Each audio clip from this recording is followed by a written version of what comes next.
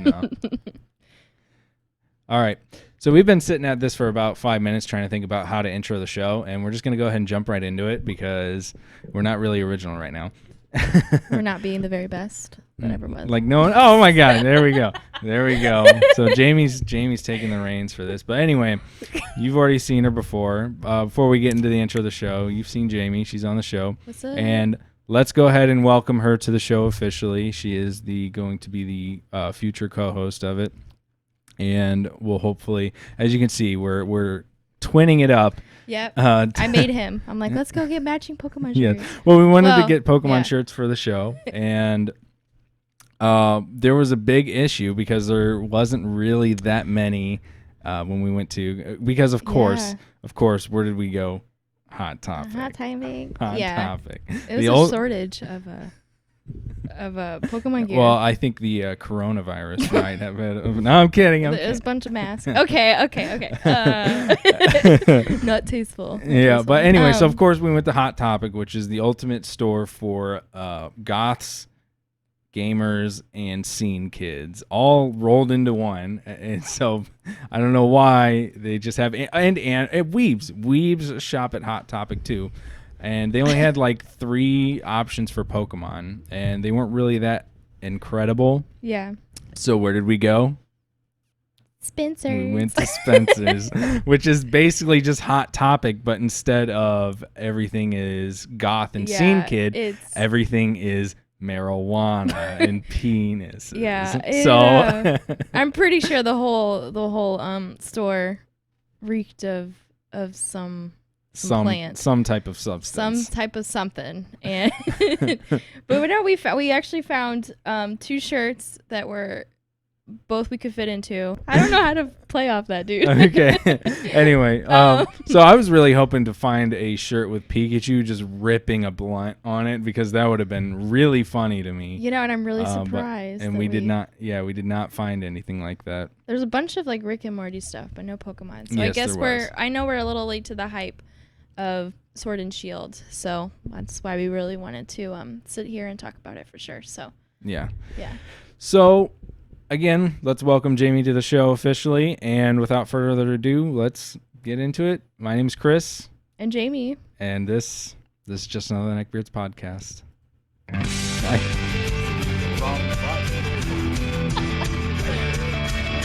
Should I get into this?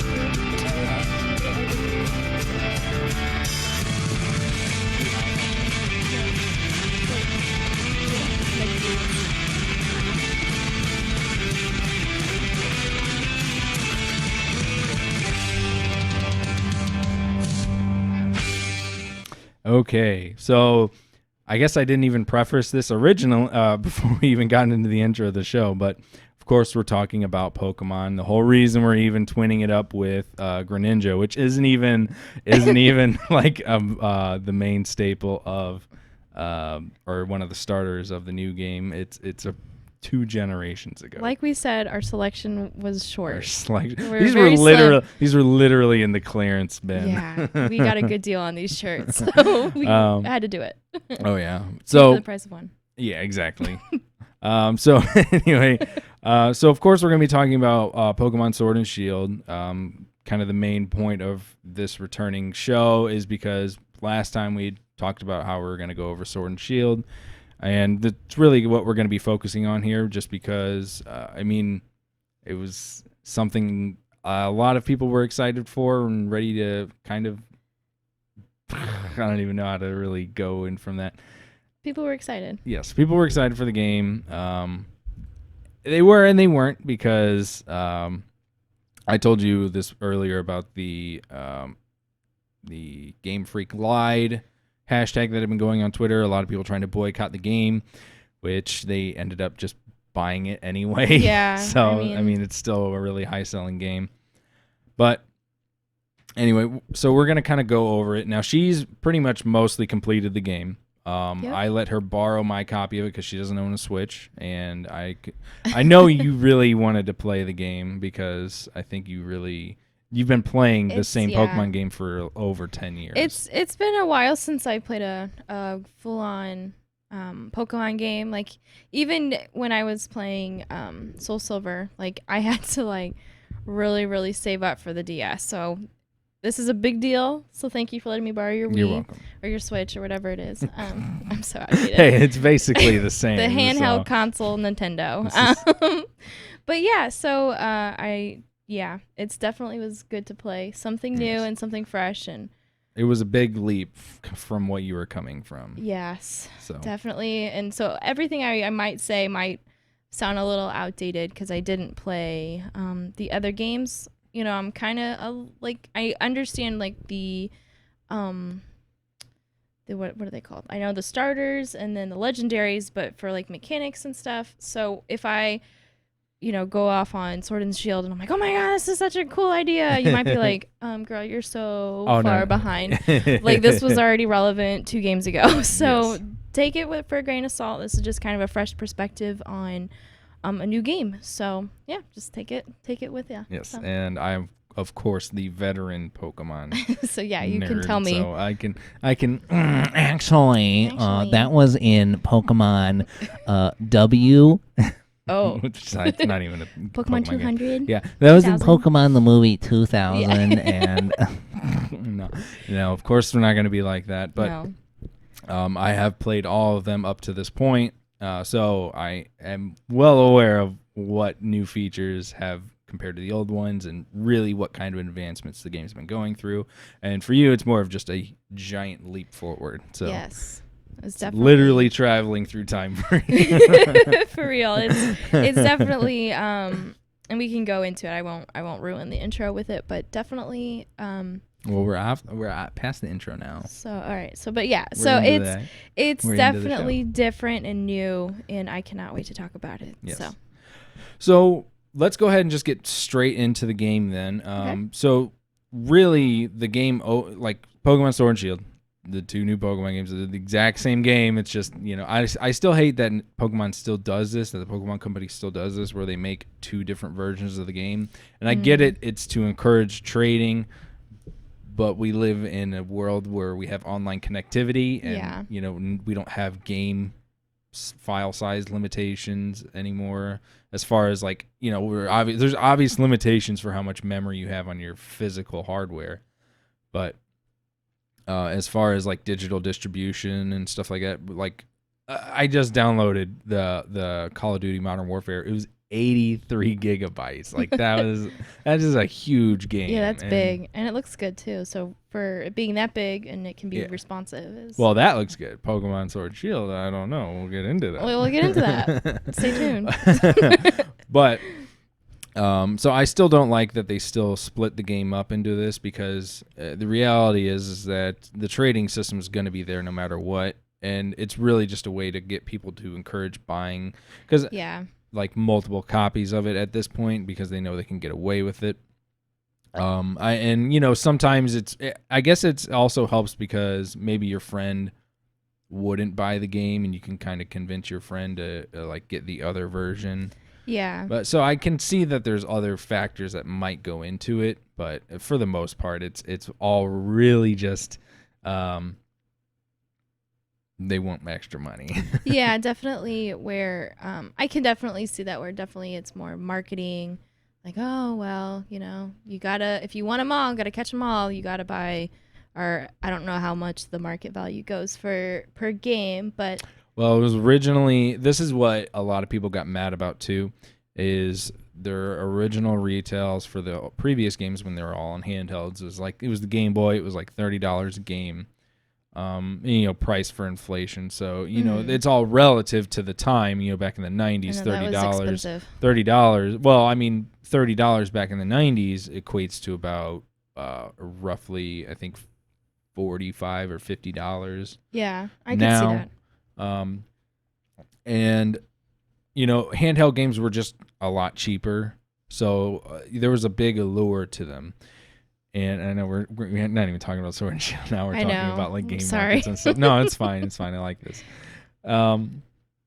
And back now, then we move ahead to the DS era of gaming, and that was around $40, and even up into the 3DS era, it was like $40 for a game.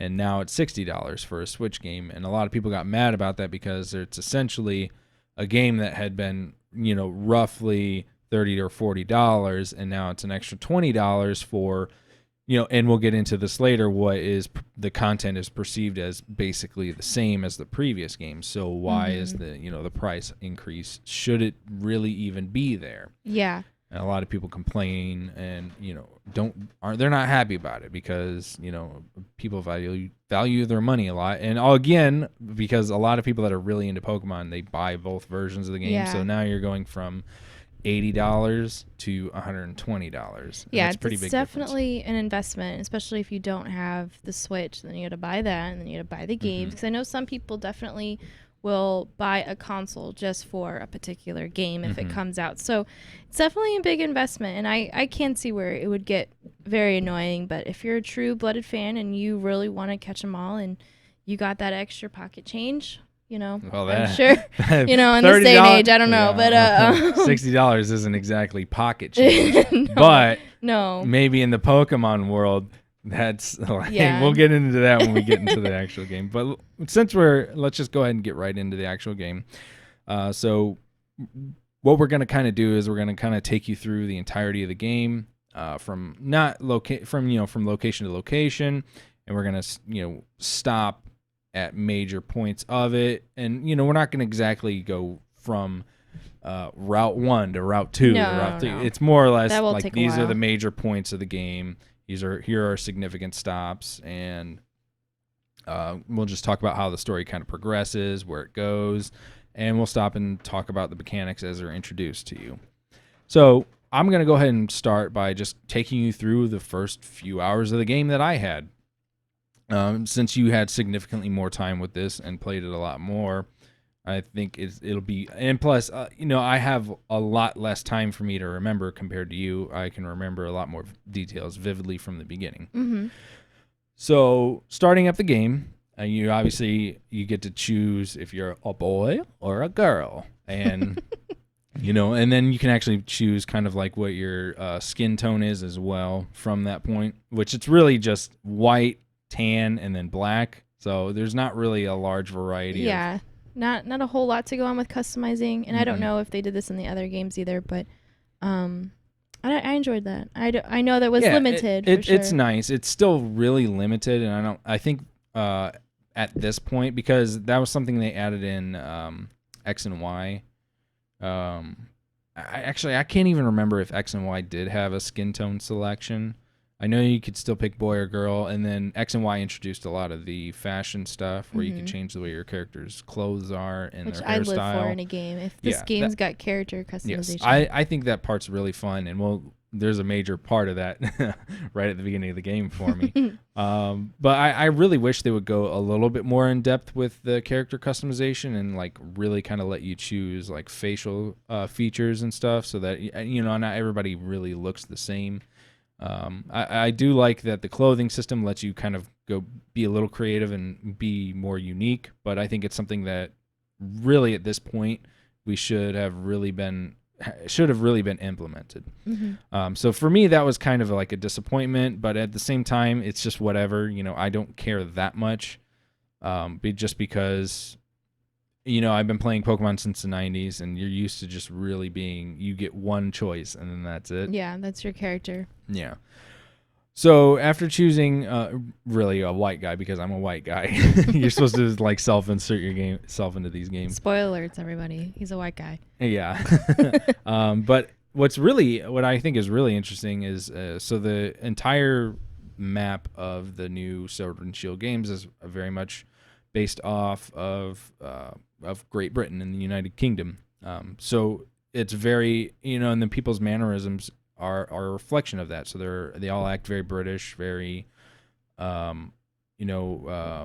is it called? It's not European. They act British, but it's I can't remember anyway.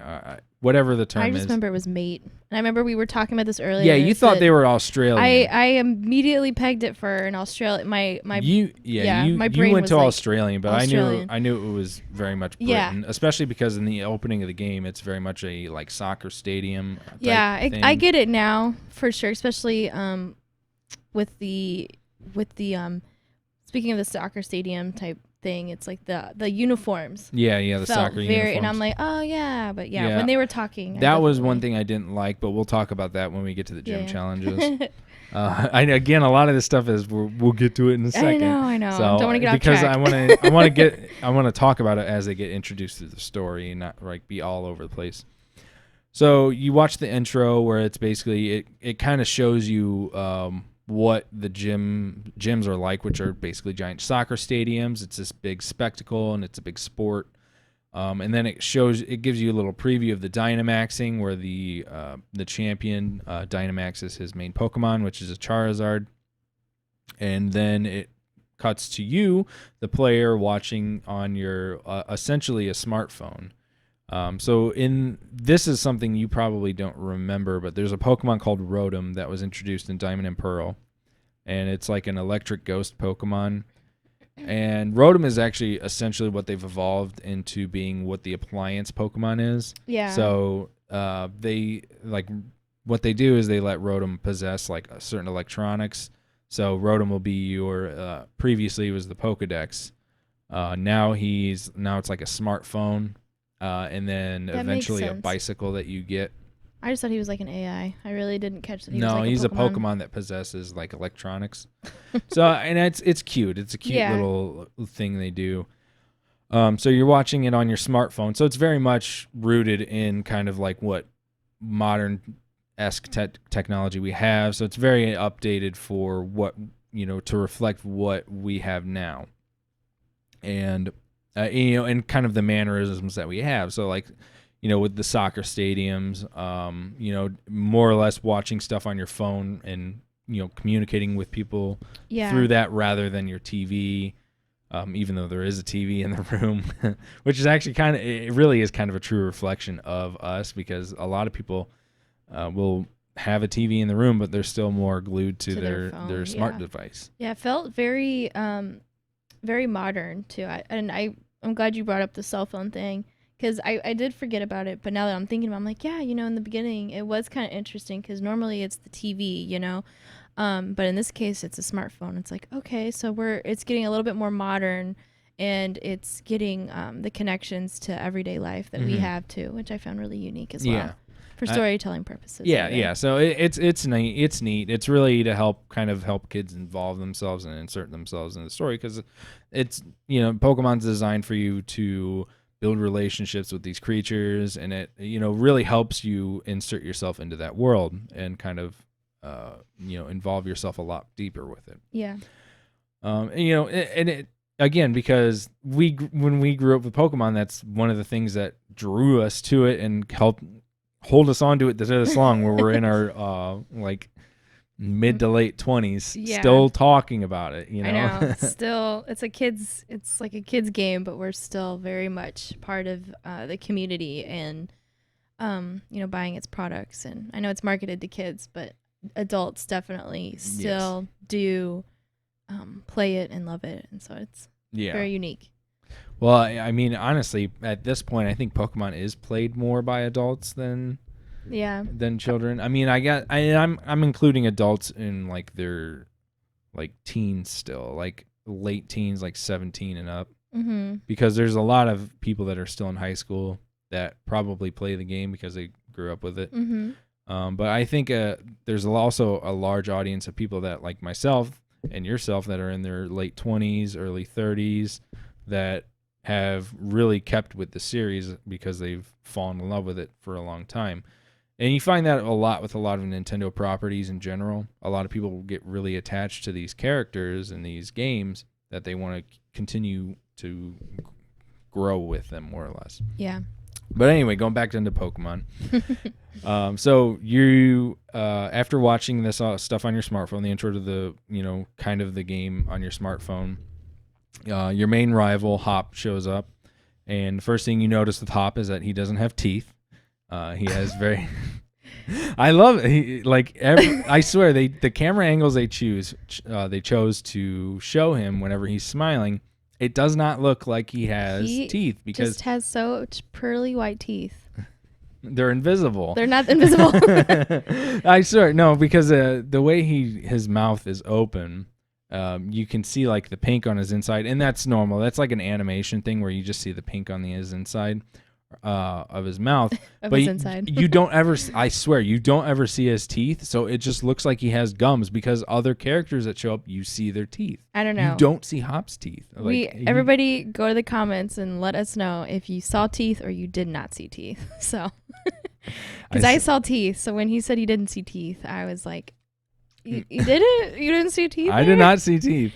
But maybe he's got British teeth, so no. No. We're not gonna. Nope.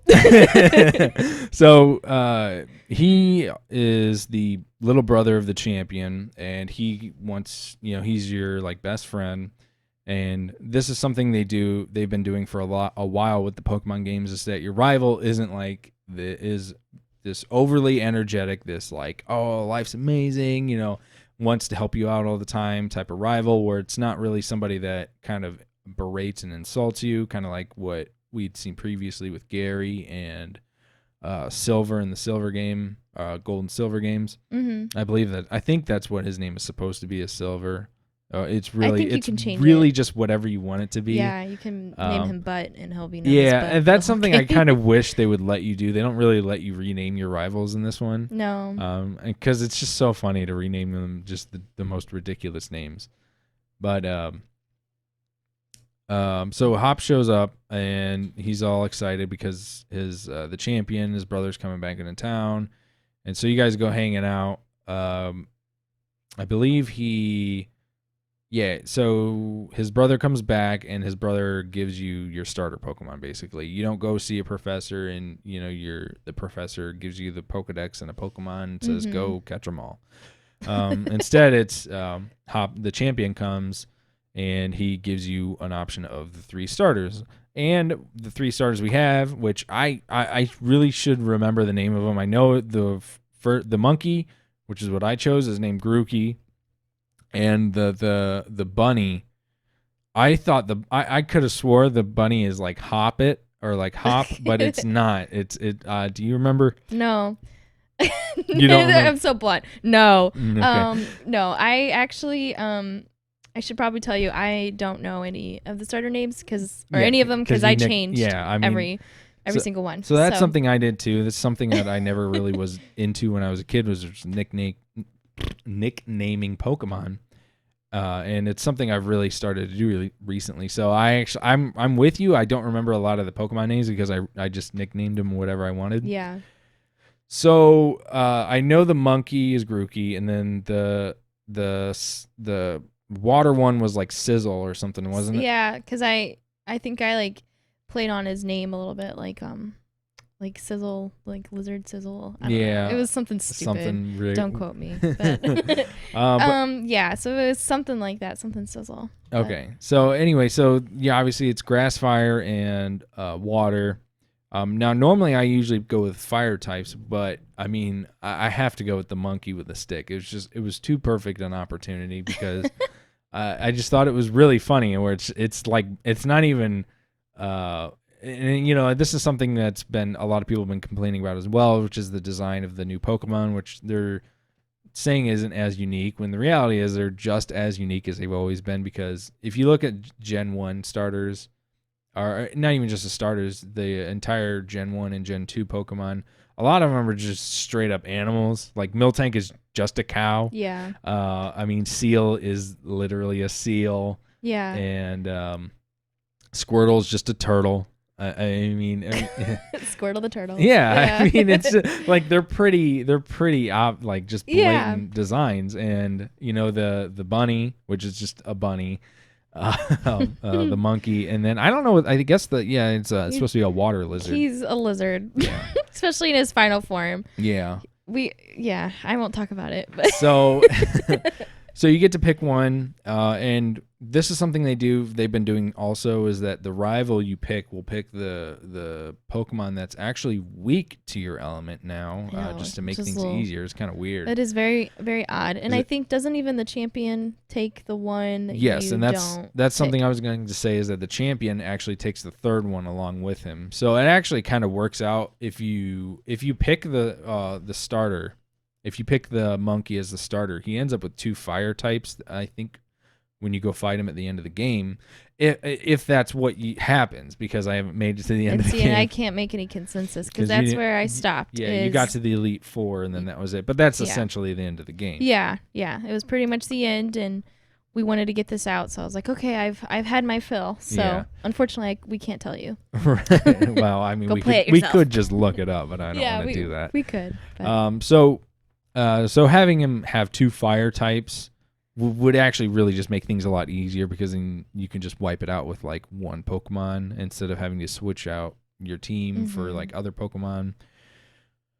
But again, I guess this is something I should have prefaced before. This is, we're talking a lot about how the how Pokemon works, and how, we're not really going in depth with. We kind of expect you to kind of know what Pokemon is, how the game really kind of plays out and works, and this is more or less just going over Sword and Shield because it's still a relatively new game. I think that everybody that would potentially watch this has already played the game, kind of gets an idea of it, but we're going to kind of, this is our opinion, our story of the game.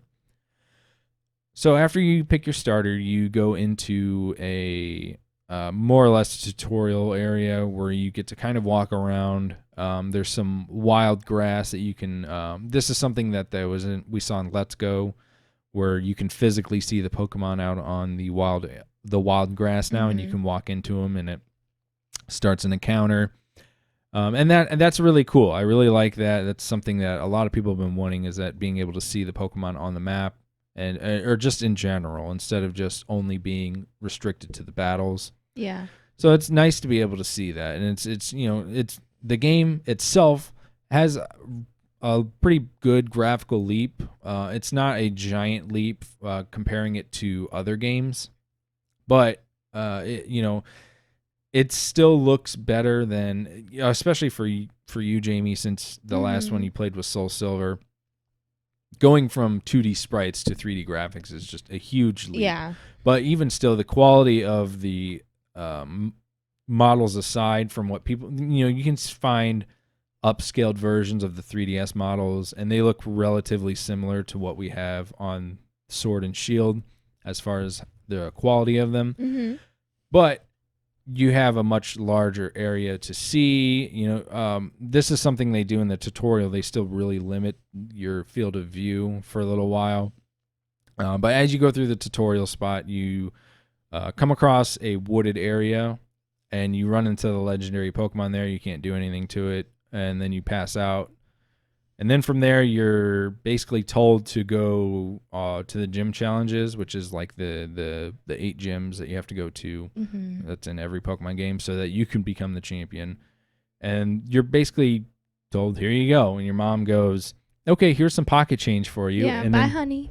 Yeah, she goes, here's some pocket change, and she gives you $30,000. So No big deal. yeah, nothing. She's been saving since she dropped out of college, so no big deal. Right, exactly. So here's it's nothing. $30,000. It's nothing. You can have it.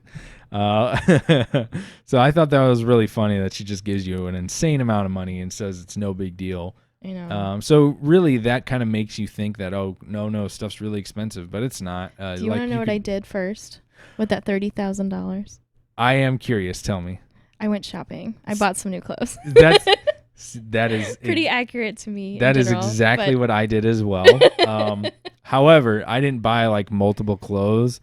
So the first store you can go to that has clothes has a very, very unique shirt in it. And it's basically an Arcanine graphic tee. Yeah. That's like, it's Arcanine, and he's like in like a moonlight setting. And it looks really nice. Like a lot of the other stuff that you see is like plain colored stuff, or like maybe there's a stripe It's or like pastels. yeah, or like yeah. the fake businesses that are in the Pokemon world will have their logo on there, like Nike. Yeah, fake H&M. Yeah, exactly. So in what I did, I bought the Arcanine shirt, which was $30,000. So I spent my entire given money to buy a single T-shirt, and I was like, "Yep, that was worth it." That was totally worth it. Yes. No potions. Don't buy Pokeballs. Well, Nothing. I think I did end up selling some stuff so I could get Pokeballs, because what I ended up doing in the beginning is, after you're told to go on the gym challenges, is I ended up just grinding all the way to get my Pokemon through its first evolution step. Oh, for real? So like Wow. the first thing I did was get him all the way up to level 16 when they evolved for the first time. So I got to the first thing you do after that, before you go into what you're supposed to do is you're supposed to take a train to go to the main city.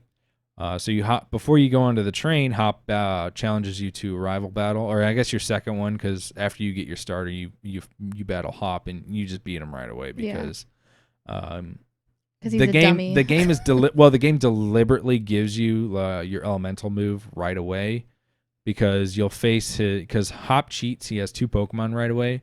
He has the sheep Pokemon, which I can't even remember its name. It's like Wooloo. Yeah, It's Wooloo or ridiculous. It's just a sheep. Sheeps. Yeah, it's just a sheep. But it's like level 2 and you're level 5, so you just cream it right away. And it gives you enough experience to level up immediately, which then gives you your elemental move. So then when he throws out his starter that he just grabbed, you just beat it right away. Yeah. So and it's gets really. I remember him getting really surprised, like, "Oh, you already know elemental moves, huh?" Yeah. Like getting a little salty about it. Yeah.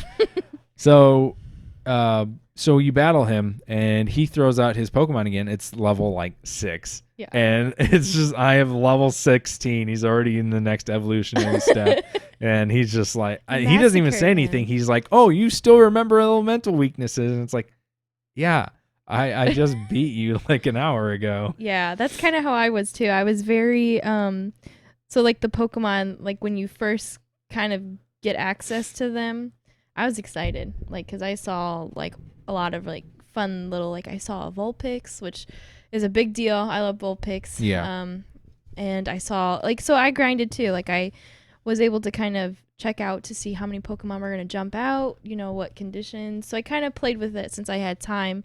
And I did that too. I was definitely very, very overpowered. And when I faced Hop, I almost kind of like, yeah, was you're just kind of like a diva. I'm like, you peon, like get away from me. You pathetic little human. Yeah, like, do you really think you stand a chance against me? Like, dude, Yeah. you suck. You Yeah, suck he's so just bad. like a little scrawny kid, and you just roll up like the Hulk, like, You do. "Oh, you challenge me Well, to a battle." It's really funny because, like, in your game, you kind of get an ego in Pokemon, because you beat everybody. You have strong Pokemon. You don't really face anybody in real life. So it's kind of you kind of feel like a can we curse on here? Yeah, I don't care. You kind of feel like a badass. Try to limit it. Yeah. You kind of feel like a badass, right? So you're like, yeah. So when your rival comes on, he's like, "I'm gonna be the next champion." And you're like, "Are you? Please. Are you now?" Well, let's see about that, Mr. Hop. Come on. So yeah, I definitely beat his ass. Yeah. So you hop on the train. So after you beat him, you hop onto the train to go to the main city, which is like the giant stadium where they host like all the major events, I guess. It's like that's one thing I was always trying to figure out is like these towns were always so small, but then you always would come back to this giant arena. So I guess it's like in the center of the map. So Yeah. somehow It's like the main city. yeah, like these towns are all connected to I'd have to do more research on it, but it seems like I wonder if they kept in every gym you go to the same arena. You know what I mean? No, because all the They have gyms their have own? their own. They have their own stadiums there, but this is like the largest one. Gotcha. Okay, because it just Because- seemed like these stadiums came out of nowhere Yeah. in another town. Anyway, go on. Sorry. So while you're riding the train, there's a bunch of the sheep Pokemon blocking the tracks, so you have to stop off early before you get to the town. And they're basically like, well, you could just walk there. It's right over there. And this is where it brings you into the wild area, which is the new, really big mechanic that a lot of people are really excited about, because in the wild area, you basically have free roam to go wherever you want. You're not really restricted other than what we'll say, because you're pretty much encounter one right away. The only thing you're really limited by is the level of Pokemon that you can encounter, because you can encounter pretty much any level Pokemon. Anything, yeah. It's definitely overwhelming when you get in there. Yes. And this is what a lot of people were excited about, because it's like, oh, this is finally a really open-ended and open world type Pokemon game, because you can rotate the camera around, you can see everything. And you can, again, because you can see Pokemon on the map, you get to explore it more or less at your leisure. And this whole entire wild area also kind of encourages the next gimmick that's added to the game, which is the camping mechanic. And the camping mechanic is basically you can set up camp and you can play with your Pokemon, like you can throw balls. Yeah, you can throw balls. Yeah, you can throw balls, like play fetch. You can get like the cat toy that like has a little thing on it, like a bell on it, and you can wave it at them. And then they can get mad at you. Yeah, they do every single time. They always. Yeah, they just start attacking it. Yeah. And you can also cook, which is another. Cooking is basically free healing, more or less, because what you can do is out in the wild area, there's a lot of the berry trees, and you can shake the cherry berry trees for berries to collect that you can use. And you can use them to make curries to heal your team and get bonus experience and stuff. And also playing fetch and just interacting with your Pokemon while you're camping, more or less, helps increase your experience. So you don't really need to do battles to gain experience. You're basically given experience for doing anything. And it's something I really like, because it more or less turns experience points into how well your bond is with your Pokemon, because that's something they really establish, and it's something that's been established with really it's something that started in the anime, and which is kind of like, this is kind of nerdy, but something they really established in the anime is that Pokemon evolve through their bonds with humans, and not so much. They just, rather than it being a natural progression, which it still is, but it's more or less, it helps enhance that and brings it to fruition. So the fact that this more or less represents that the strength of bond with your Pokemon is more or less growing, kind of helps enhance that and, reinforce that, is I guess what I was trying to say, that notion. So I'm really, so it's really nice that they added that, and it also makes the game, relatively easier for people to build their Pokemon up a lot faster, rather than trying to go out and just constantly fight through the Elite Four over and over again. You can just set up camp, feed them some dishes, and then like throw.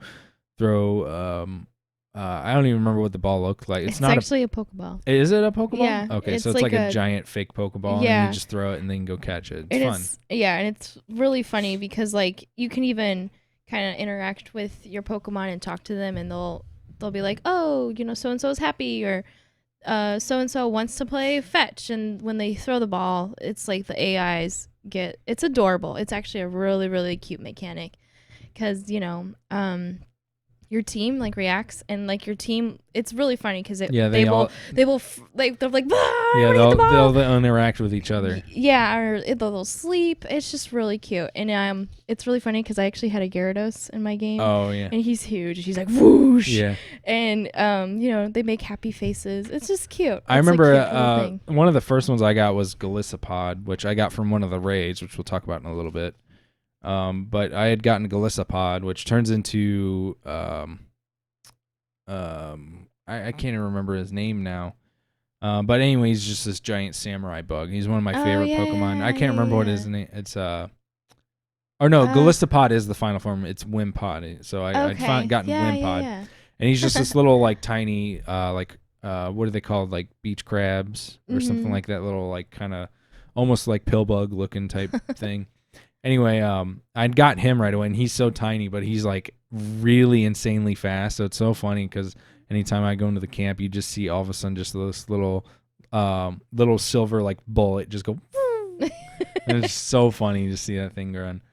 But after so you can set up camp anywhere. You can visit other people's camps when you're hooked up online, which I don't think is something I really because you didn't really play it online. I didn't know. I was very isolated. Yeah, and that's fine because it's not. It didn't limit my experience. It only did at a certain point with what do you call it, with the the raids. It only eventually my experience was limited with the raids, so we can talk about that later. Yeah. But yeah. So another thing that's you see right away in this wild area, because you can see Pokemon pretty much whenever you're going through wild grass, which they still kind of do, like the random encounter stuff, or just randomly if you're walking through, sometimes a Pokemon will like surprise you. And you won't see them coming, which I think that's a good way to like keep the surprise encounter or random encounter aspect going for it. But there's also something that you'll see is instead of being in the grass, they'll just be walking around normally, and it's usually like much larger Pokemon. And the game really strongly advises you to keep your distance from these guys because you can't encounter, or you're more than likely not prepared to handle them. So the first thing you see is a level 25 Onix. Now this is coming out of the tutorial area, which you really roughly expected to be between the levels of like 7 and 10. So you're really not well equipped to handle this. I was level 17. So and I also had picked Monkey. Because he had evolved at this point. I don't even remember what his name was. So I just called him Monkey. So I had Monkey, and he's obviously grass type. So Onix did not stand a chance. And I had gotten him to the point where I could catch him. Well, this is where we get into something that I didn't like about the game, which is that the game really level gates you. And it level gates you based on your progression of not how far your Pokemon evolved. Because at first I was like, that's kind of silly. It doesn't let you catch. I thought it was maybe that you can't catch Pokemon that are stronger than your current highest level. And I was like, that's kind of silly. I guess the game doesn't really want you to get something like overly powered right away, and then just ignore the rest of your team, and then you can catch whatever you want. So I thought that maybe had been the issue. Well, it turns out the game actually level gates you based on how many badges you collect. And so every badge you collect, you get like another 5 levels to it. So at first, you can catch the Pokemon up to level 20, and then 25, and then 30, and then so on and so forth. And I had gotten to the point where I could have caught Onix. Like, I was straight up, and it just was like, this Pokemon's too strong for you, or something like that. It just seemed kind of, it was definitely a weird mechanic for letting you kind of explore this open world. Let's tease you with these Pokemon. Oh, but by the way, you can't catch it, even though you beat it. Yeah, you can catch it because you've weakened it, but it's not going to obey you because you don't have a gold star on your badge patch. You know what I mean? So it's a very odd mechanic for introducing to you all of these. It's like going to a buffet and be like, oh well, all you can eat, but you can't eat this, and this, and this because you don't have a high pay grade. You don't have buffet plus. You don't have buffet plus. You know what I mean? So it's just kind of still. It's just kind of like, okay, well, and it gives you like a motivator though. So you're like, okay, well, I really want to catch this Pokemon, but so let me just hustle over to the gym and beat him up. But then that's not fun either because then you're rushing. You know what I mean? So it's an odd mechanic. For sure. Yeah. So at first I thought, I was like, I got a little mad about it because it would have been cool to have like a level 25 Onix right away. That would have been really neat, especially since I was really trying to just power my way through the game. So when I got to that and I couldn't catch him, I was pretty upset. So, what do? I just have to beat him. And you get a lot of experience for defeating them, especially once you get into the more evolved Pokemon later.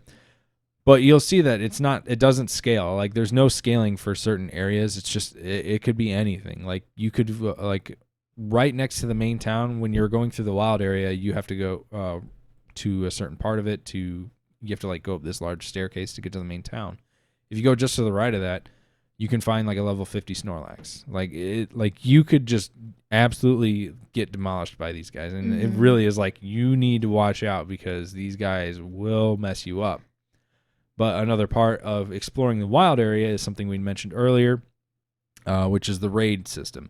And the way the raids are these giant glowing pillars coming out of the ground. There's these like pink wells, and you go up to them, and each well, it really wants you to go to the wells already because collecting them gives you watts, which is like a exclusive currency that you can use to buy like certain items, or you can use it to increase your bicycle that you get to make it like boost faster or longer or something like that. Yeah.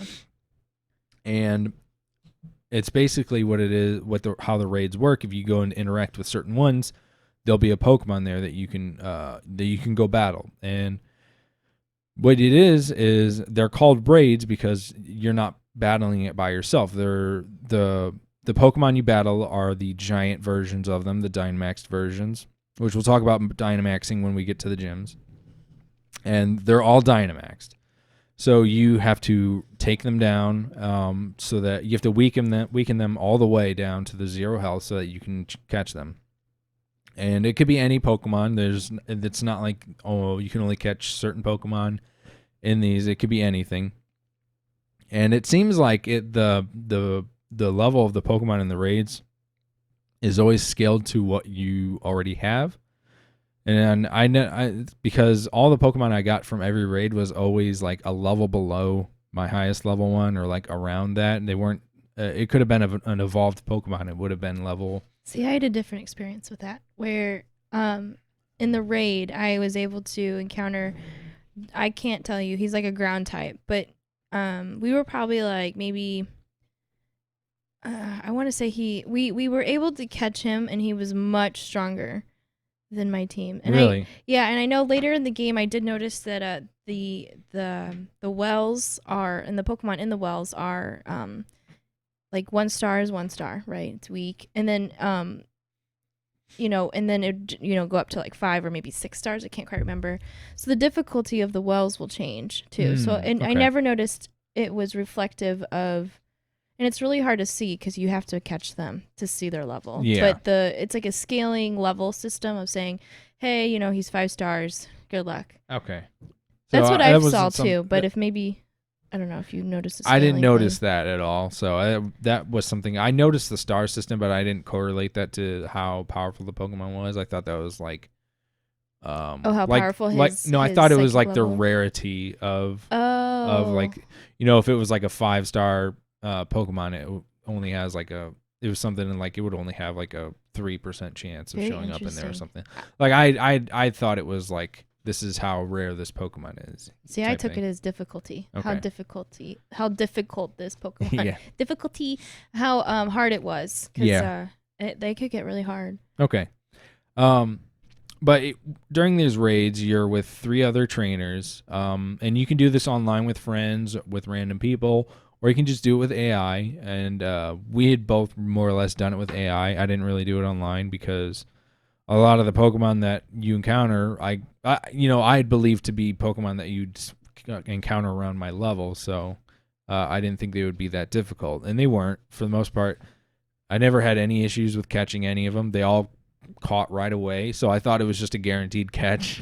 I don't know if that's something is it a guaranteed catch no matter what? I believe so in Dynamax, yes, if you beat them all the way down. Okay. Yes. And what's actually really interesting, the more I believe Pokemon you catch like Dynamax, that the easier it is for you to catch Pokemon. Like the ratio of like, so if you catch like maybe not so much Dynamax, but the more Pokemon you do catch, and then if you throw a Pokeball at somebody, like if you have a lot of Pokemon that you've already caught and you throw like a random Pokeball, it will automatically like click. It will automatically like lock that Pokemon in. Oh, really? Yeah, that's an interesting. I didn't notice that. I thought we were thinking with more Dynamax stuff, but now that I think about it, there was like a little memo that said, hey, the more Pokemon you catch, the easier it is for you to like catch one Pokemon. Okay. See, I didn't. Yeah. I think they might have said something about that too, but I was like speeding through text. I was like, Yeah, you're like, go, go, go, go. Yeah. I want to try it out. Yeah. So, so they're all over the wild area, all the walls. You can find them everywhere. And you can Dynamax your own Pokemon in there, and you can use the Dynamax moves that you get. Which I guess we'll talk again. We'll talk more about Dynamax when we get to the gym part. We're already 50 minutes into this. I thought we'd be close to being done, but it's a lot to talk about. It's a lot. It's yeah, a lot the of wild new area, things. a lot of the new mechanics. Once we get that out of the way, it'll breeze through it because the game introduces a lot to you at once. That's something I noticed as after you finish the tutorial, it throws so much at you: the camping, the Dynamaxing, the raid system, the wild area. Just the entirety of going through the gym challenges. It throws a lot at you right away, and it doesn't really. It pushes you in the way that it wants you to go, but it's like do it at your own pace, which is good, and like especially for people that really want an experience like that. But again, because of the level gating, you can't really go that in depth with it right away, which is something that I think is kind of missed when it comes to the wild area. Another thing, since we're still in the wild area and haven't made to the town yet, one thing that I mentioned earlier is the berry trees that you can find. And one of the issues I really have with the wild area itself, and this is just an issue I take with the game, is that the draw distance on it is really bad. And it's not that the draw distance is so bad that you can't see 5 feet in front of you.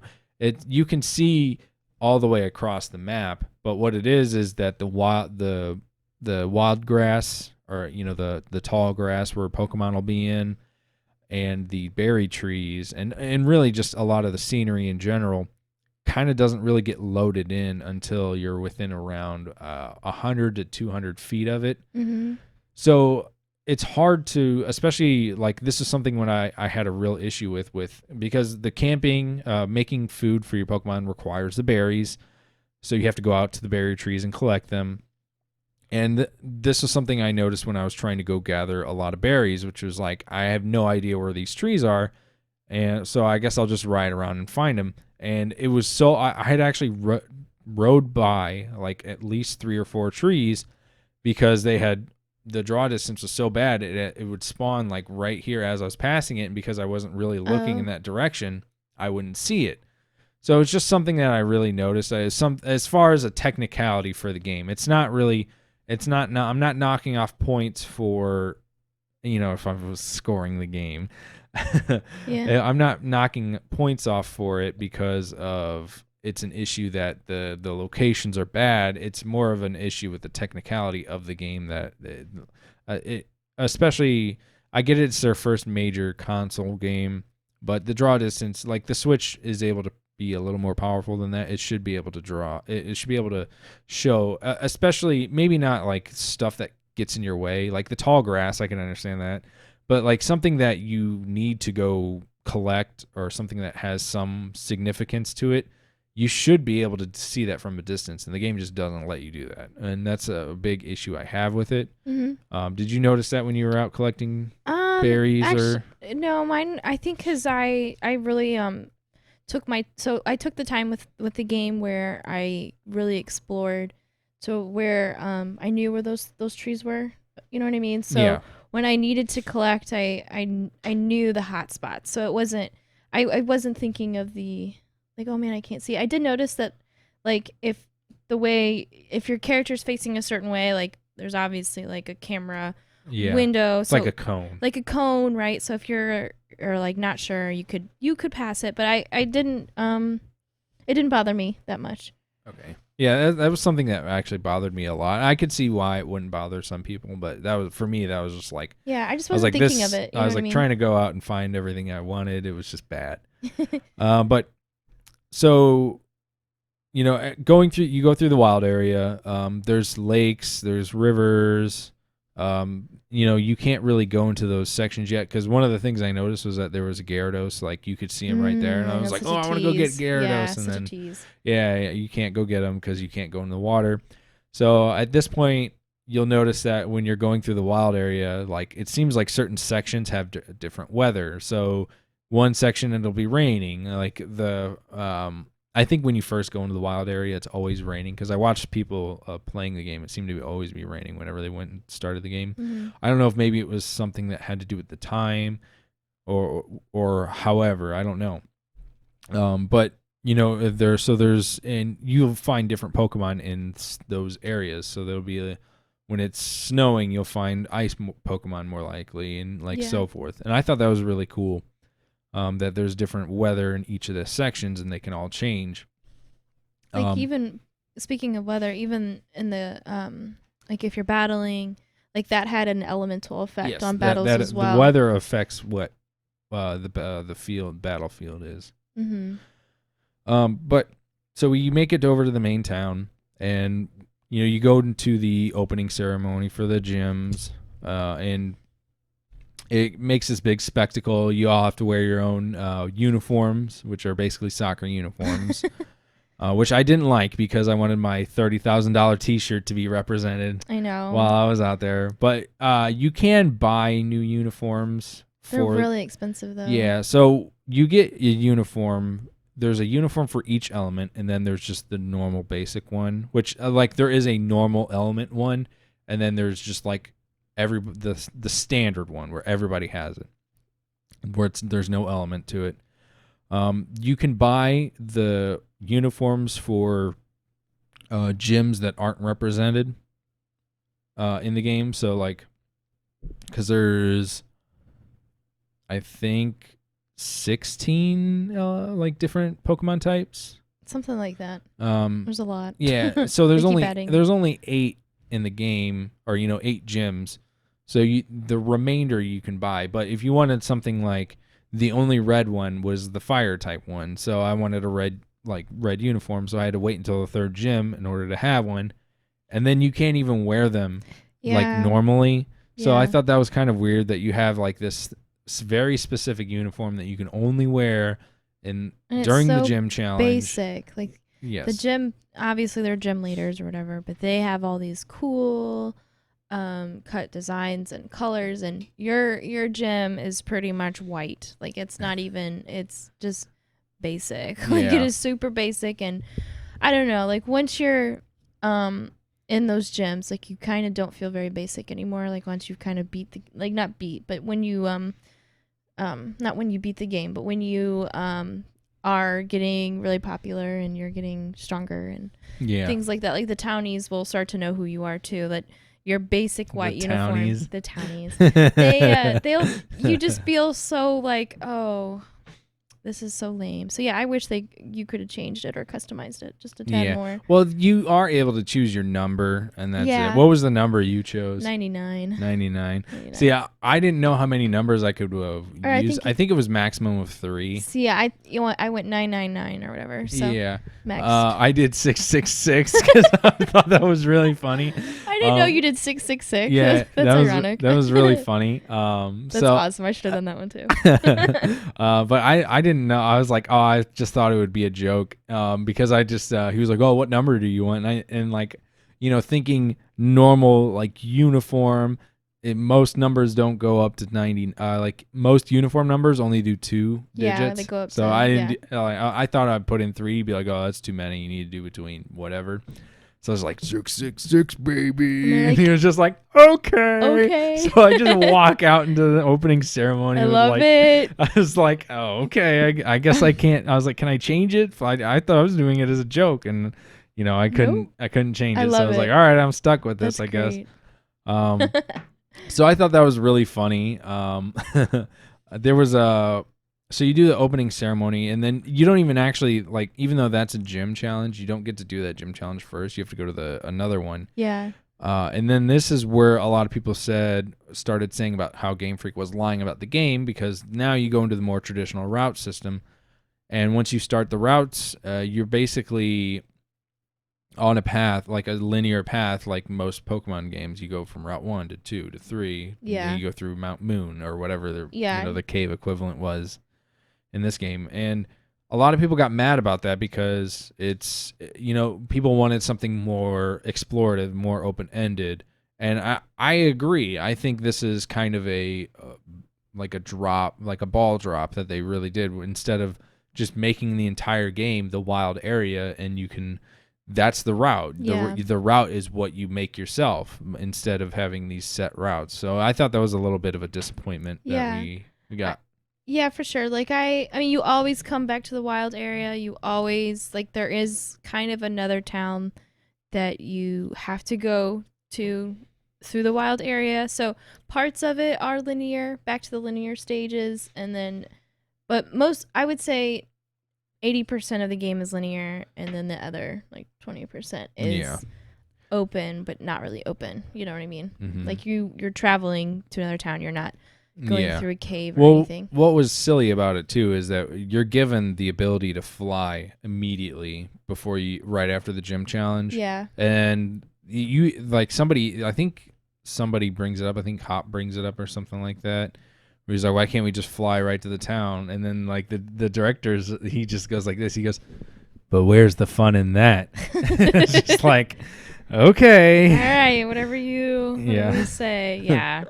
So there's definitely some loopholes for sure. Yeah. But this is also where you encounter the enemy like team, because every Pokemon game you have the Team Rocket, Team Galaxy, or Team Magma, or whatever it is. And this one, it's Team Yell. And they're the absolute worst team I've ever seen. I know in Pokemon Sun and Moon, it was Team Skull. And Team Skull was basically just like a bunch of like hoodlum kids, where they're like like stereotypical like inner city gang type activity, where they're like, yo, hey man, come on, what's up? And they did that. They would do like the hand motions like gangsters, and it was like, I was like, this is pretty bad. This is so cheesy, because they'd be like, yo man, come on, come on, Pokemon battle, yo, and like they would say yo like every other word. It was bad.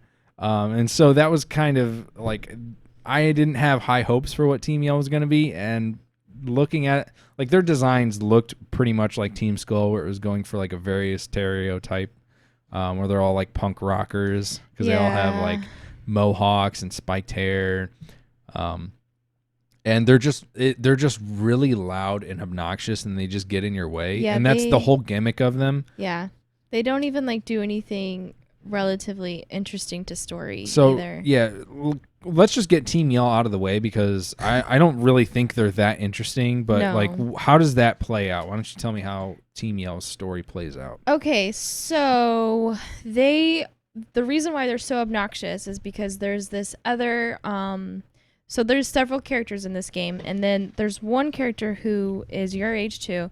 Her name is Marnie, I think. Yeah. And she's from their town. So Team Yell are basically her cheerleaders, but in order to cheer for her, they actually block the other gym challengers, aka you too, from going on certain paths, or they'll battle you, or they're just trying to get in your way, and it's just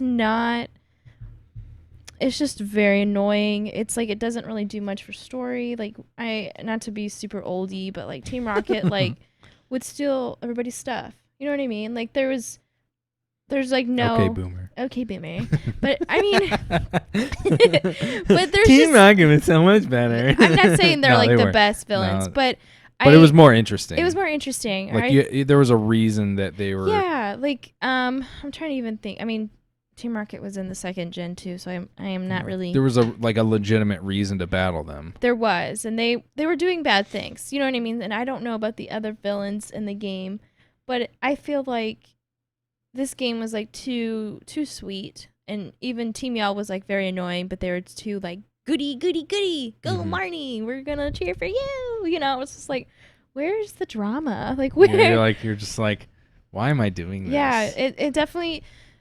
I think the moment for me when I knew it was a bad team, because the first battle, it's just they're just blocking the bridge or something like that. I really didn't know what they were doing. It's like, hey, can you guys get out of the way? And then but I think it's the second or third time you encounter them where they're just like in a hotel lobby Yeah. and they're just like being really loud and obnoxious and you're just like trying to check in Yeah. and they're like,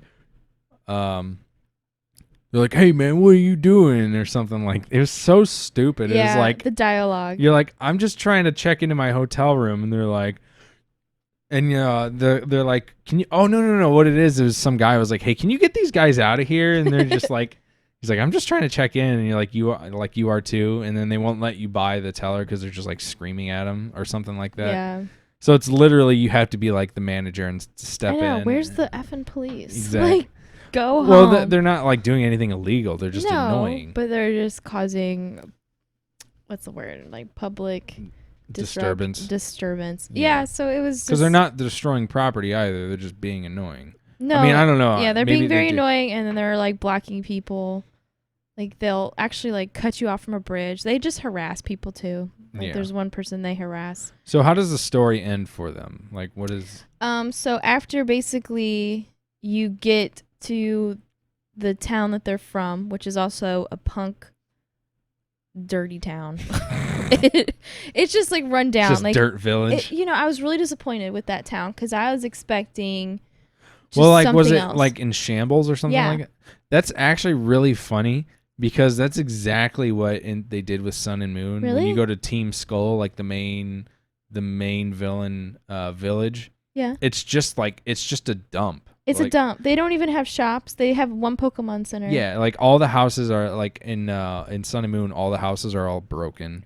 Yeah, it's pretty much like an alleyway. You literally get into the city. It's literally like it's like a strip. Like so you're your person running, but then like so it's like a Pokemon Center, and then you keep running straight, and then it's the gym itself. So after you beat the gym leader, they're like, oh, and they leave you alone, and you're like, thank God for that. It's just like I just imagine, like I just imagine there's just like garbage everywhere. You should Google it. It's just very it's like a dark city. I think they live in a warehouse really because like they actually like block it off with like a garage, and it's weird. So like the entrance is like a warehouse garage. Like their town I think is in like in a garage. Okay. Because the whole town and it looks like a city, but literally the gym battle is like on a stage in the middle of the street. Oh really? Yeah, it's a weird, and they kind of bring it up too. I think that's why they're so aggressive is because the town I think isn't doing so well, and that's why they're rooting for Marnie because she's the gym guy's They want brother people to or come sister. to visit the town. Yeah, and they're not being visited. But then they block off the town from challengers from facing the gym leader. I don't know. It's a weird story. That's weird. But yeah, they settle down after you get to the town, and they're like, all right, we'll fight you. And then when you beat the gym leader, they chill out. It's just weird that, especially since it's supposed to be like a major part of the gym challenge, that the town wouldn't be doing good at all anyway. That doesn't make sense. Yeah, it's like I said, it's a like, very... The it's whole weird. Well, the ceremony you go through, like the gym challenge ceremony, there's hundreds of other trainers there, so it's not especially the fact that there's 3-digit uniforms. It really goes into the fact that like there's a lot of people doing this. You're not the only one going through it. See, and that's why they blocked it off because they want the girl to win. They want Marnie to win, so they're blocking all the other trainers so they can't earn their badges. Yeah. So, but my whole point was like, if there's tons of people doing this challenge all the time, why would this town be in shambles then? Because there's a major thing they have there that's part of their culture that people would be coming to visit like constantly. So, you get where I'm coming from. Yeah, it's like it doesn't make sense that this. It really doesn't. And then when you beat them, you're like, this is it. Like this is the whole story with Team Yell. Yeah. Okay. Who's next? So that's Team Yell. It was kind of a letdown for the obnoxious team villain. Yeah. Not even a villain. It was Team Annoying. It was so dumb. So why don't we go ahead and get into the gym challenges? Okay. So you start going. So obviously you go through the routes Mhm. to basically get to each of the new towns for the next gym. And the way the gyms work in this game is it's not you basically. It's not like Brock's gym where you just walk in a straight line and, every 5 steps there's a trainer that you Yeah. encounter. It's more like a mini game. It's like an obstacle course. Yes. It's like this game is very sport oriented. So like the main gym challenges is on a field. However, their trials to get in is very like you gotta kick a ball and you gotta like it's just very sport oriented Yeah. for sure. Well, again, I only did the first 3, and the first one is the grass one, and you have to push the sheep Pokemon all like basically down a hallway, Yeah. and you to have to herd keep them. them all. Yeah, you have to herd sheep in order to advance. And then at the end, you do encounter trainers, or you can just avoid them, and then once you get to the end, then you do the actual battle where you battle the gym leader. And then this is where the gym, like the challenge, the gym trial is kind of like separate from the stadium. It seems like because the stadium is just like it's basically that. It's just a giant soccer field. And when you finish the trial, you go to the stadium. This is all seamless. It's not like you have to walk all over the place. It's like you go in the gym and then it immediately pops you to the trial and then to the stadium part. And this is where you get to do really the Dynamaxing. Outside of the raids, you can Dynamax in the raids, but this is the only way outside of the raids to Dynamax. You can't. It's not something. It's not like Mega Evolutions or Z moves from the previous games where you can use them once a battle. This is something that's limited only to this. You can only do it once a battle, and you only get so many turns with it. And the way the Dynamaxing works is it takes your Pokemon and it make him big. We make Pokemon big.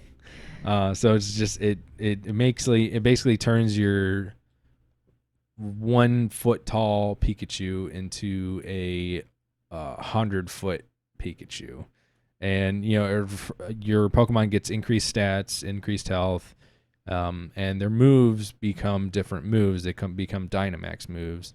So if instead of Thunder Shock or Scratch, it'll be like Max Electricity or Max Punch. Things like that, where it's just a generic named move. I don't know if there's any specifically named moves. I didn't see any, at least. There might be some with certain Pokemon.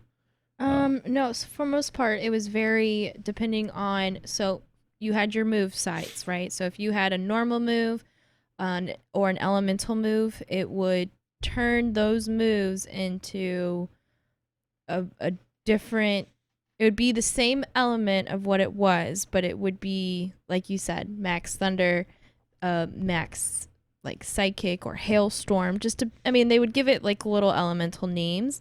And then I did notice this, depending on how strong, so say you had 2 like electric abilities, right? One was stronger than the other. When those converted over from when you were Dynamaxing, the strongest one would be still strong, even though it was electric it would type. be stronger. It'd be stronger. So that was kind of a little interesting little fun fact in case you're not sure. Well, no, you're fine. And so the Dynamaxing is actually kind of like cheating, though, for the most part, especially if you're using like the element that's stronger against the other Pokemon. Because you basically just one-shot Pokemon every time it's an elemental. Unless it's, especially in the early game, it might be. When I got to the 3rd gym, it was a little different. But for the first 2 gyms, it was an absolute piece of cake. I had no issues. It was smooth sailing. So you get 3 turns with your Dynamax Pokemon. And I believe the first 2 gyms, actually the first 3 gyms, all have like 3 Pokemon or 2 Pokemon. And I Dynamax turn 1 and for the first 2 gyms, and I didn't have any issues with any of them. They all died pretty much right away. And So the Dynamaxing actually helps a lot for people that are struggling for the game through the game again, or not again through the game a bit. But the gym leaders can also Dynamax, and it's pretty much obvious when they'll do it because they'll get to like their last Pokemon. They'll be like, "Oh no, you've got me on the ropes. I better Dynamax." Yeah, it's like, they make a big deal, and the music changes too. Yeah, it goes from like almost like it turns into almost like a tribal chant.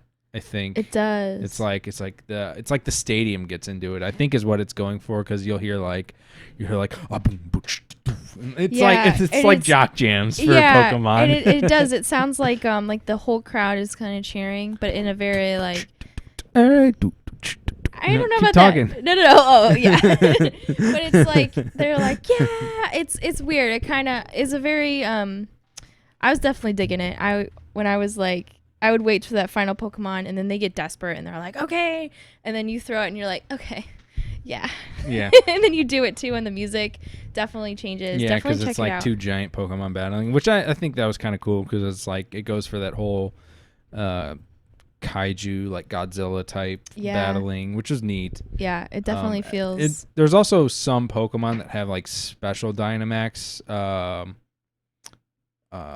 Like they have like a special Dynamax. Normally it's just the same Pokemon model, just like bigger.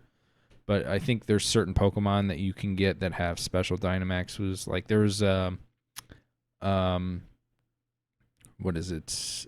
A Meowth. I think when the game released, there was like a special Meowth you could download, and it would instead of being a normal like giant version of Meowth, it was like Meowth with like a insanely tall neck. It was it was like a joke. Oh. Yeah, it was like supposed to be a joke. I'm gonna see if I can. Pull that up because I'm curious now. Yeah, you go ahead and talk about how you felt a little bit about Dynamaxing, and I'll bring this up. Yeah. So, like we've talked before, it's definitely not a surprise that this game is something I'm not familiar with. So Dynamaxing for me was definitely a big jump from just battling with my team of 6 or 5. I can't remember. Is it team of 5 or team of 6? Do you remember? You have 6. 6, yeah. So Dynamaxing was very interesting, especially in the wild area, because later on in the game, when you go in the wells, it definitely is a lot more. It can get harder for sure, and then as you keep going and you keep Dynamaxing, you can increase your Dynamax level with certain I forget what they're called, but like these certain points. So it was definitely a very interesting mechanic for sure. I did find it interesting that it changed their move sets like a whole lot too, but no, I thought it was interesting. Over time, it would get a little redundant, because you got to transform and you got to fight. Yeah, so here's the Dynamax Meowth, and what as you that? can see, that is like my cat when he's like stretching. So I thought it was his neck. It's his torso. He's just like he just has an insanely big torso, which that's pretty funny. I thought that was they got really interesting with some of these Dynamaxes that they did. I think there is. We can look at this special Wow, that was right away. Special Dynamax Pokemon. So here you can see Butterfree with like giant wings. Oh, cool. Oh, here's the Gengar that's like his mouth is an endless tunnel. Oh my god. See, I didn't see any. I didn't see specials. a lot of these either. See, this is kind of spoilers for me at this point. Oh, spoiler alert. Who cares? Okay. That's I think that one's a fake one. What is this one? This one's like, okay, this one's straight up like JoJo's Bizarre Adventure. It's like a Gundam. He's like, I've activated my stand, and there's a stand in the background. That one's pretty funny. Yeah. But anyway, so. No, it was a cool mechanic. Yeah, so the Dynamaxing was pretty cool. I liked it. It's definitely not my favorite mechanic that they've introduced. I like the Mega Evolutions a little bit more. I think I think they really should have doubled down a lot more on the Mega Evolutions, because after X and Y, they didn't really add many new ones. Instead, they opted for regional variances, which is something that they've been doing since Sun and Moon. and I guess there's. So this is something that's new. That isn't exactly new, but they have older Pokemon that have their own region variant for this area. So Meowth has his own Galarian form, which is just like I think he's rock. Yeah, he's or like something. a steel. He's steel. Steel, okay. In this game, he's And steel. but they did fix one of my favorite Pokemon from Gen 1, which was Farfetch'd. Oh, they did. And I loved how Farfetch'd basically went from just carrying this little tiny like onion stalk to basically a like giant version of that. I thought that was really funny. But then his evolved form, he turns into Doug Dimmadome because the leak is like it goes off screen. It's so funny. There's so many memes about that when that news came out. Yeah. But there's a lot of those older Pokemon that they changed into their like regional forms, and it's more or less a way to help. Like a lot of the part of Mega Evolutions was to help keep some of the older Pokemon competitively viable, and so that they could change up some of their typings and stuff to kind of help keep it fresh. And so I think that's why they dropped a lot of the Mega Evolutions, because you could only do it once per turn, or not per turn. You could only do it once per battle. You could only do it with one Pokemon per that battle. So if you lost that Pokemon in that battle, then you couldn't do it again. Oh, that sucks. And it was the same with the Z Crystals. The Z Crystals was kind of a way for them to give you like a ultimate move. So that's something I thought that maybe would have been brought back, but it doesn't seem like it. Instead, they opted for more of the Dynamaxing stuff, which, again, it's good because every Pokemon can Dynamax, but it's at the same time it like doesn't make it so unique for again, we showed you some unique forms, but that's all aesthetic. You know what I mean? It's for gameplay. It's okay. Yeah. You know what I mean? But so moving on through the gym challenges, the next trial after the grass one is the water one, and then you have the fire one. The water one seemed more like a traditional gym because the trial was just simple puzzle solving where you had to change water valves to shut off certain water pipes so that you could advance through. And you had to do in certain combinations so that you can make it through the next route. And then you get to the fire one, and the fire one was straight up the easiest one, where you just you had to catch as many Pokemon as possible, which basically all you had to do was just throw a Pokeball out right away, and then you'd win. Because if you're like me, all you had to do is buy, I stocked up on Pokeballs all the time. Yeah, same. So I go out and I buy regular Pokeballs, Great Balls. And I loved using Premier Balls. Premier Balls are my favorite because they're just the straight white ones with the red band. And I like those a lot, but they have the same catch rate as a normal Pokeball, so they're really hard to catch, like super legendary, like legendaries and like hard to catch Pokemon with. Yeah. So I get really mad when it's like oh my god, I want to use those, or like you want to, because it's fun to have that aesthetic for having Pokemon in certain balls, even though it's something that you barely ever see. It's something I like, but there's also these thing called fast balls. And contrary to what a middle schooler me would have thought, where you just, fastball, you know what a fastball is? Like for baseball? So yes, it is. It's a baseball term, but is it a sexual term? No, it's not a sexual term. So fastball is like slang for when you fart and like cup your hand, you fart it and then you throw it in somebody's face. Oh, ew. That's fastball. See, that's what you were thinking when. No, I just think that's funny because that's whatever I think of, because my brother used to do that to people in like middle school and stuff. Oh gosh. But I might have to cut that out.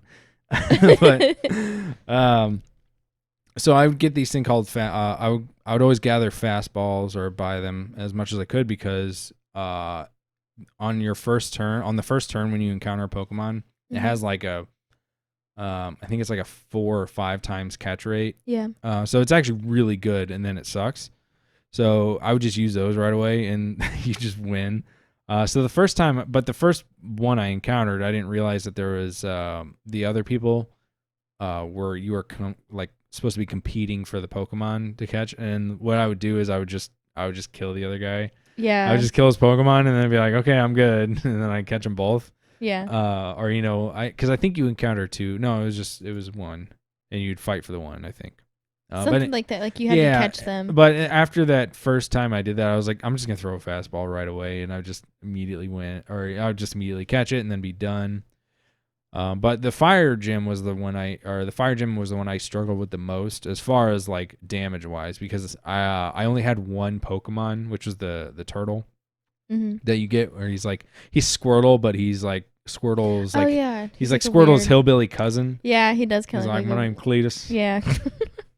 I called him Cletus. Yeah, he's a weird. Yeah, I know what you're talking about. A weird turtle dude. Yes. So I had him. He's supposed to be like a snapping turtle. Yeah. So I used to, he was the only one I had that was able to do damage to fire type.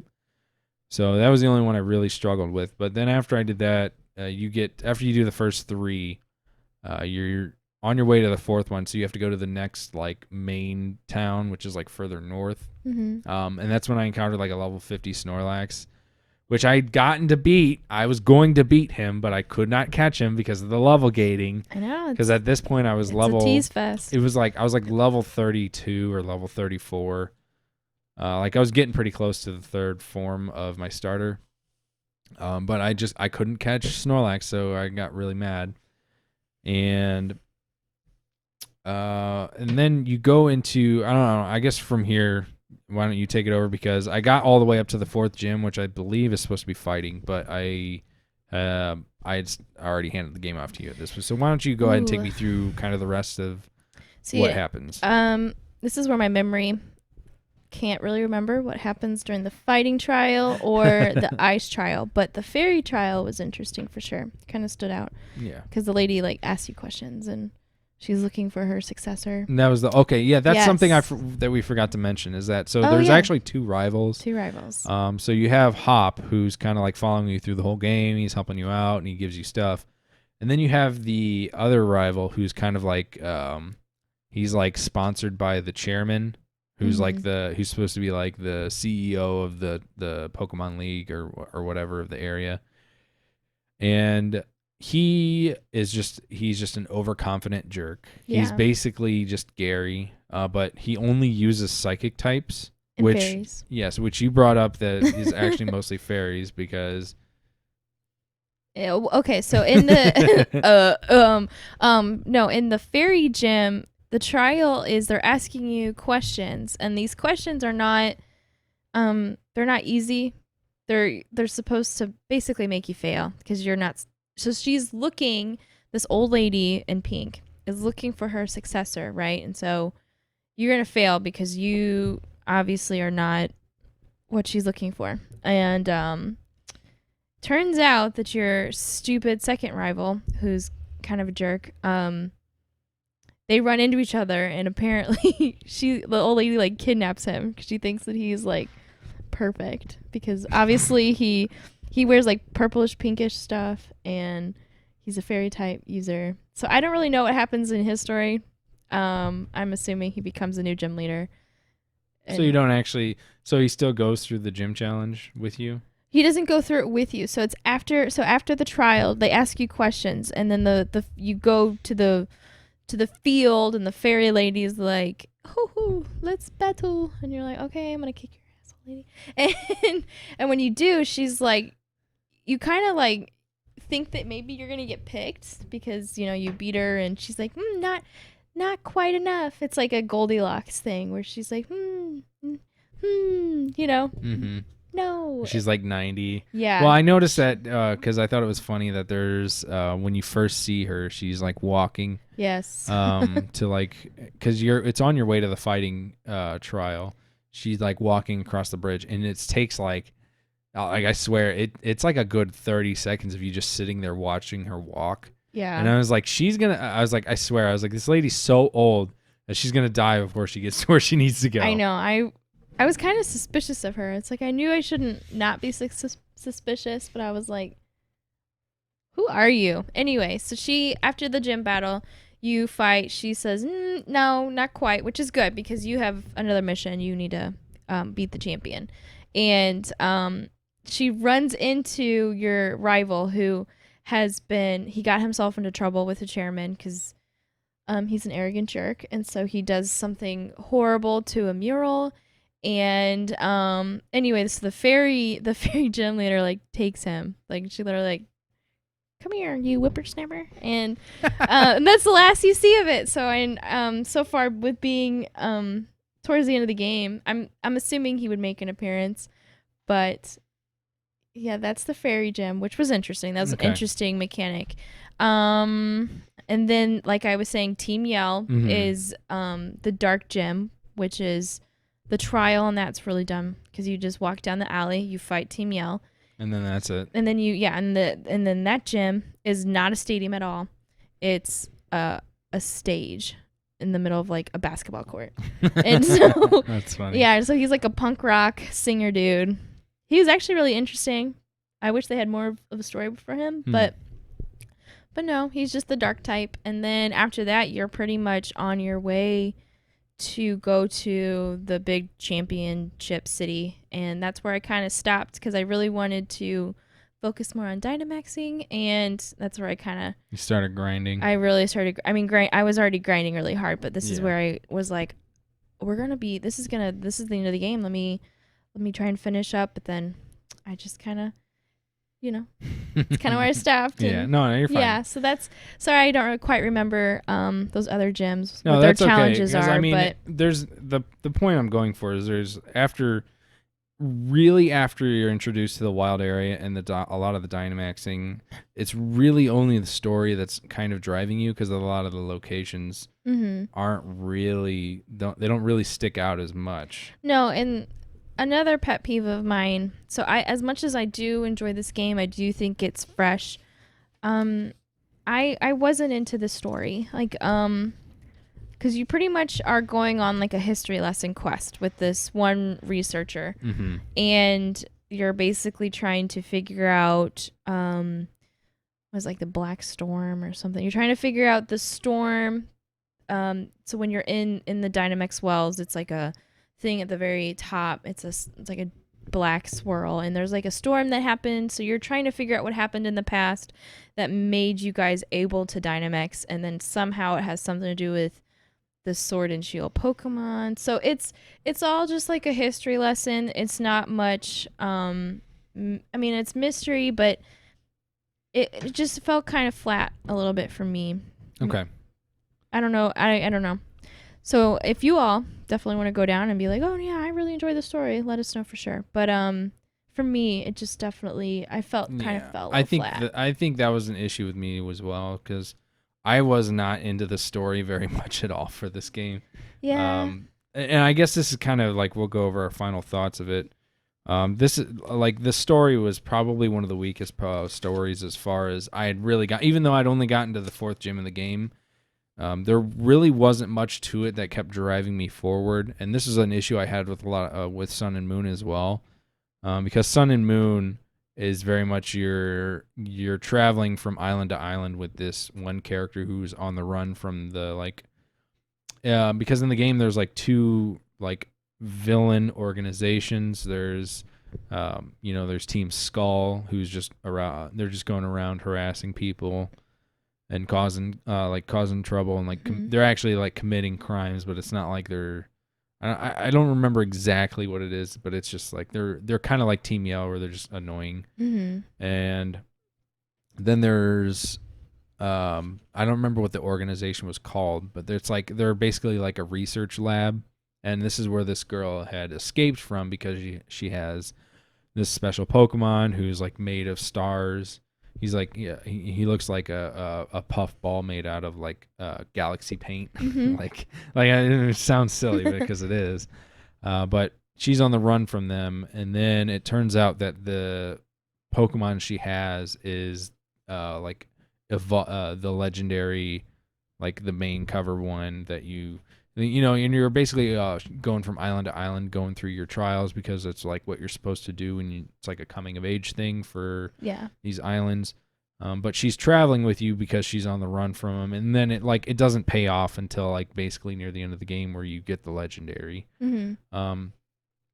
and the story wasn't like so interesting that it was driving you. It was more or less the trials and going from island to island and seeing what you could catch that really drove you in Sun and Moon. And this is kind of more or less what I got from this game, where the story wasn't like super intense. It was, it builds a lot upon its world, which I think is good. It should do that, but it's just a lot of it is it's just a big text dump that it really expects you to understand, and it's just not that interesting to me. It was just like, I don't care.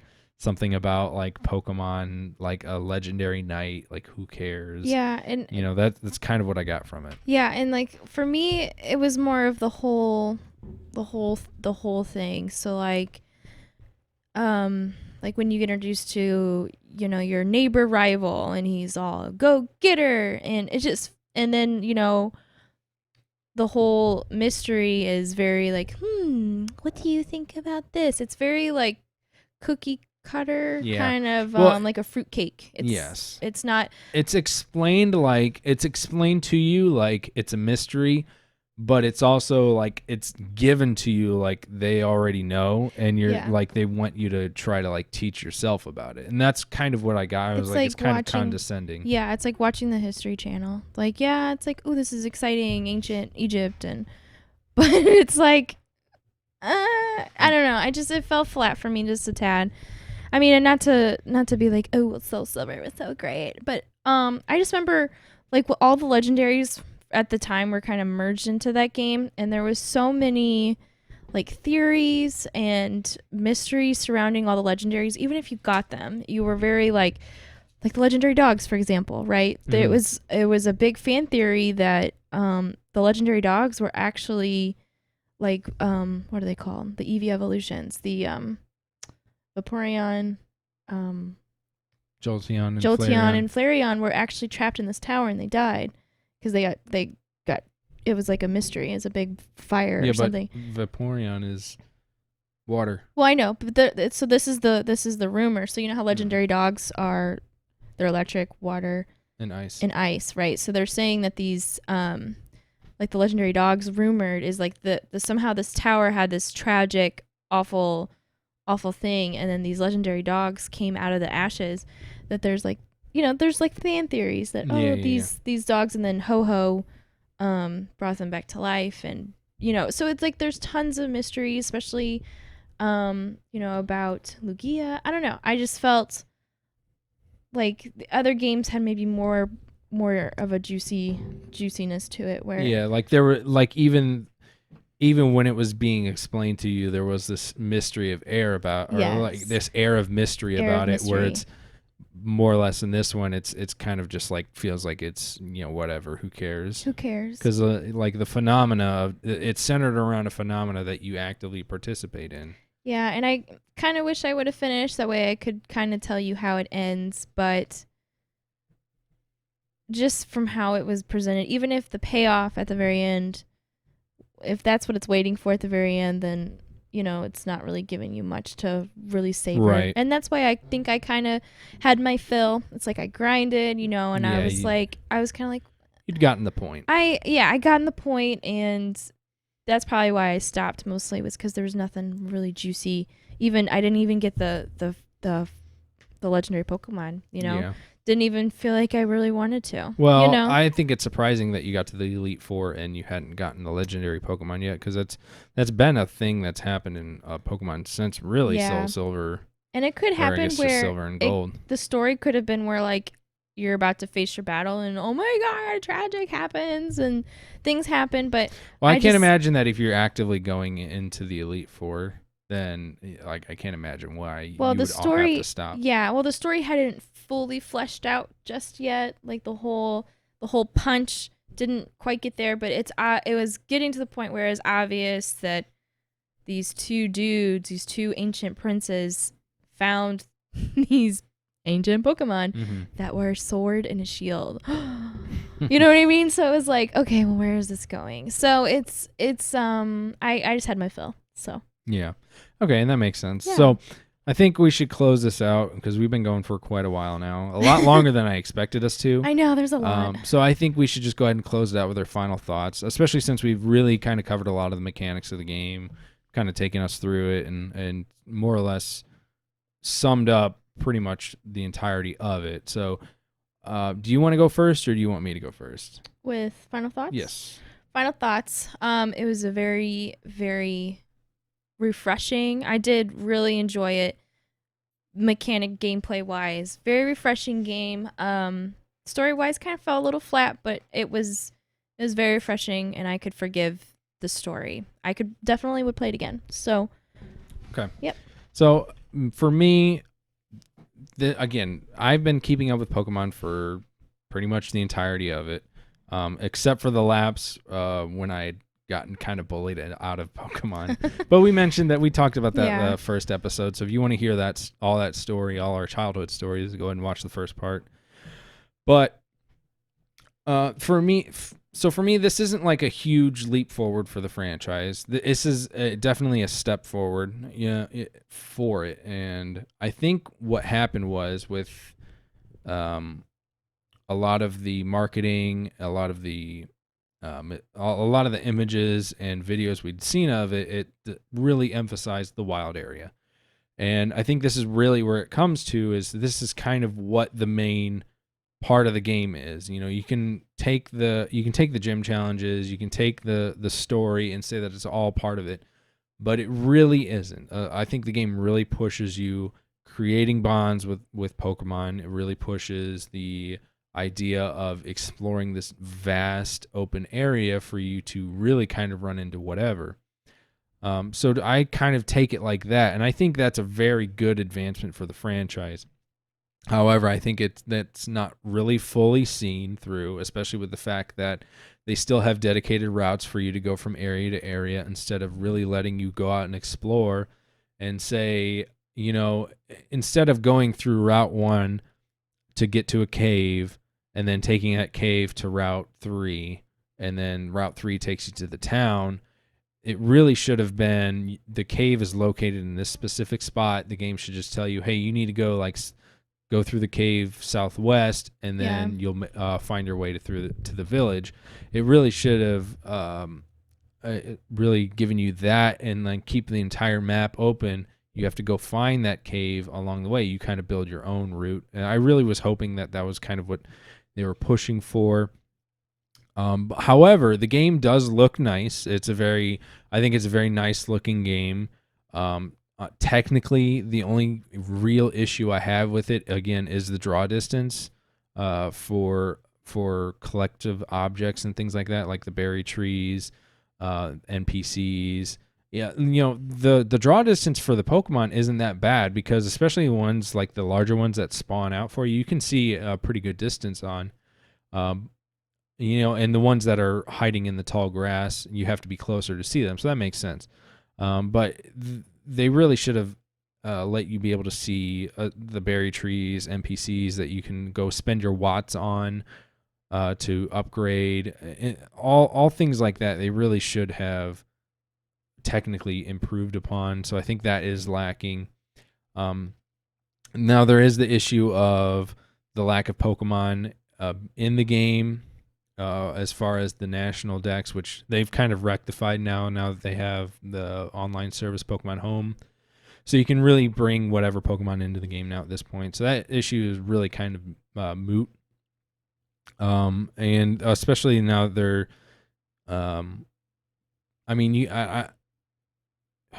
what is it? I guess I didn't really, we don't really need to go into the expansion pass stuff, but I think we've already kind of pushed time for it at this point, so I don't think it's something we need to talk about, especially since we didn't play it.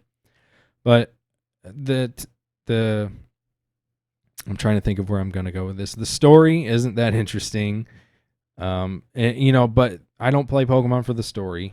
I usually play it for the battles, because Pokemon has a really good battle system. Like it's an RPG at heart. I really like the way you have to build a team around typing and kind of really put a lot of thought into some of your unique moves, your move set, and try to fix or set things up so that they work in tandem with each other.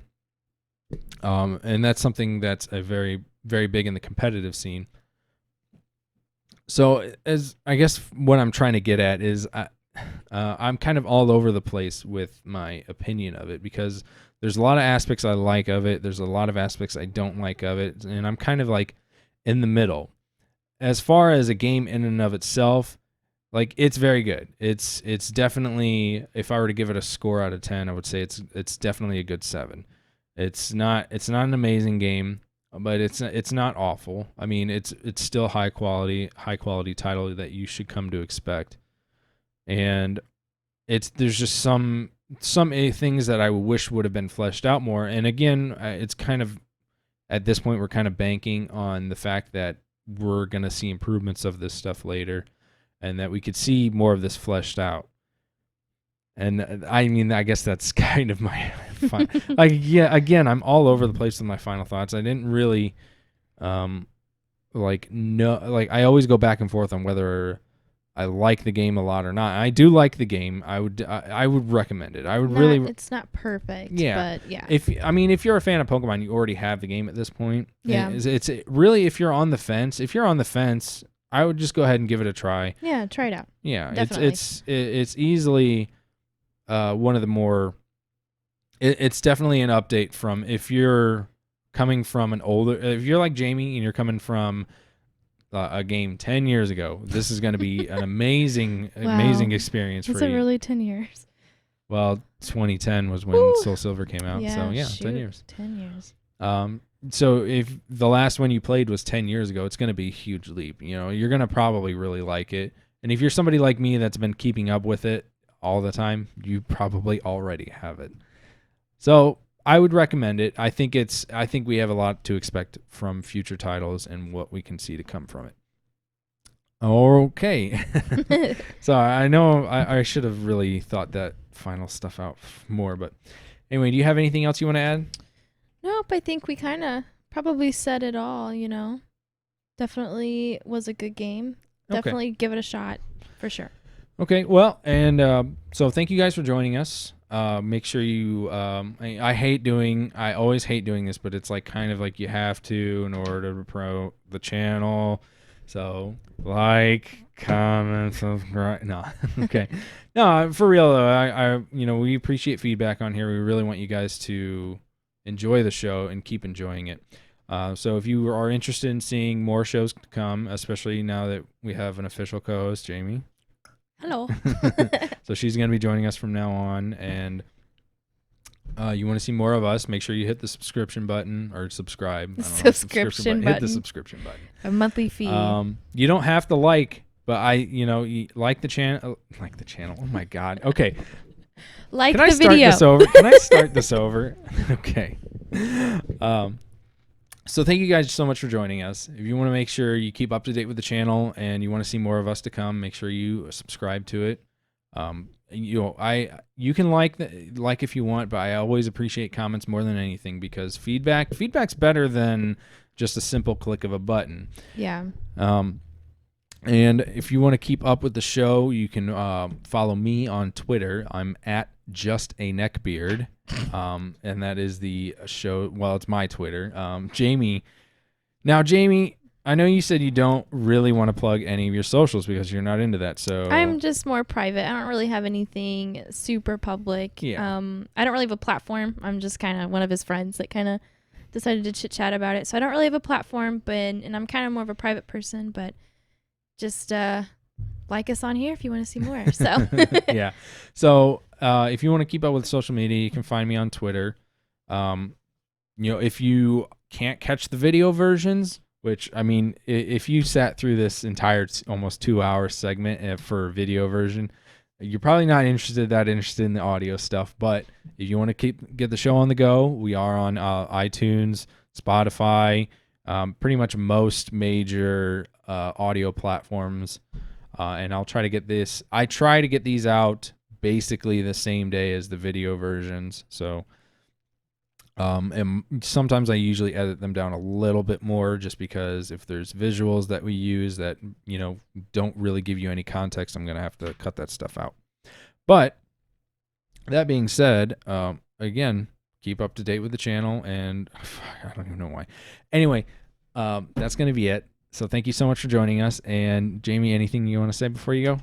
No, not much. Just let us know if you also want us to talk about some other interesting video games or any other topics. Just let us know for sure. Yes. We would love to talk We about are more always things. open to ideas. Yeah. So, all right. Bye-bye. Bye.